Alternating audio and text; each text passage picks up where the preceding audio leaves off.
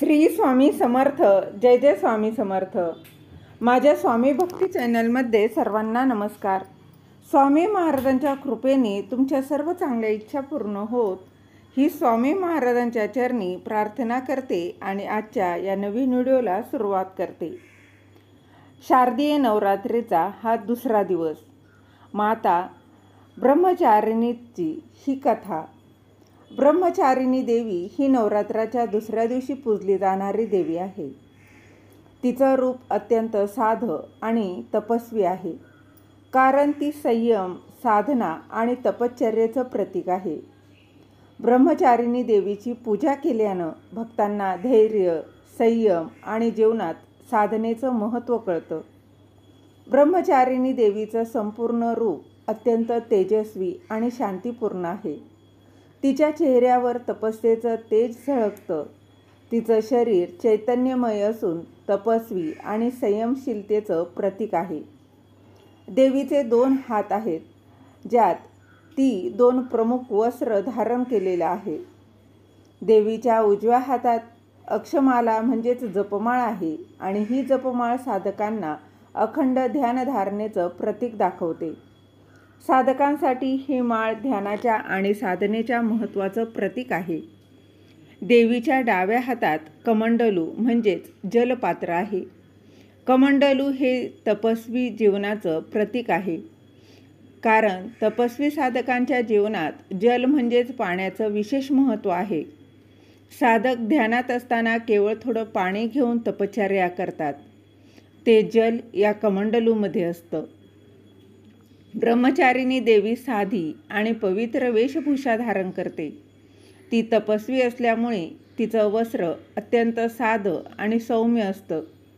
तिच्या वेशभूषेतून तिच्या संयमी आणि तपस्वी स्वरूपाचा अनुभव येतो. तिचं वस्त्र पांढरं किंवा भगव्या रंगाचं असू शकतं, जे शुद्धतेचं आणि साधनेचं प्रतीक आहे. देवीच्या चेहऱ्यावर शांतता आणि तपस्येचं तेज झळकतं. ती नेहमी ध्यानस्थ स्थितीत असते. तिच्या चेहऱ्यावरून भक्तांना शांती आणि एकाग्रतेचा अनुभव येतो. तिचं मुख अत्यंत सौम्य आणि प्रसन्न असतं, ज्यामुळे भक्तांना मानसिक शांती प्राप्त होते.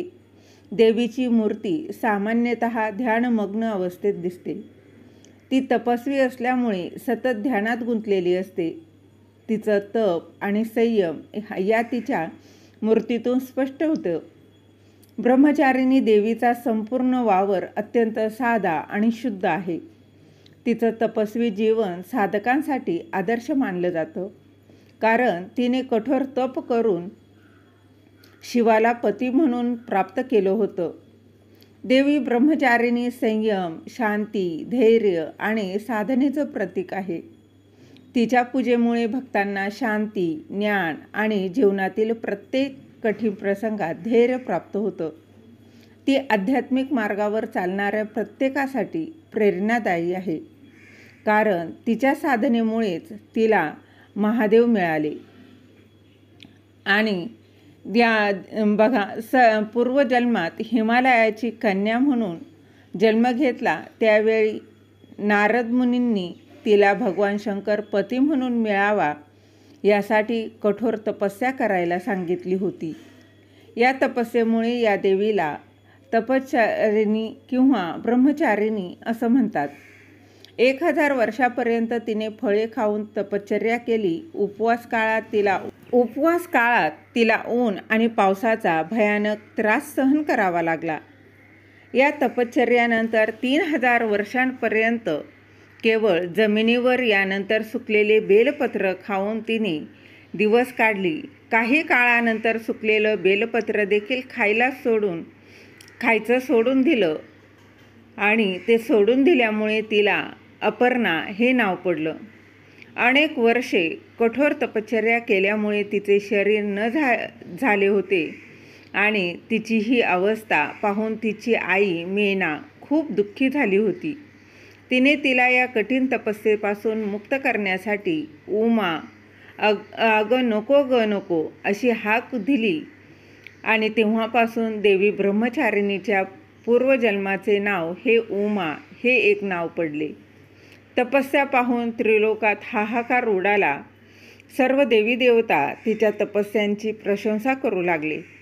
शेवटी ब्रह्मदेवाने तिला आकाशवाणीद्वारे संबोधित करून सांगितले की हे देवी, आजपर्यंत इतकी कठोर तपश्चर्या कोणीही केली नाही. तुझ्या तपस्येची सगळीकडे प्रशंसा आहे. तुझी मनोकामना लवकरच पूर्ण होईल. भगवान शंकर तुला पती रूपात प्राप्त होतील. तू तपस्या सोडून लवकर घरी जा. लवकर तुझे पती तुला घ्यायला येतील. त्यानंतर त्यांनी तिला ब्रह्मचारिणीच्या भक्तांना अनंत फळे देणारी आहे. तिची उपासना केल्याने मनुष्याच्या वैराग्य आणि संयमात वाढ होते. देवीच्या कृपेने मानवाला सर्वत्र विजय प्राप्त होतो. तर ही अगदी छोटीशी माता ब्रह्मचारिणीची कथा तुम्हाला कशी वाटली नक्की कमेंटमध्ये सांगा. श्री स्वामी समर्थ. धन्यवाद.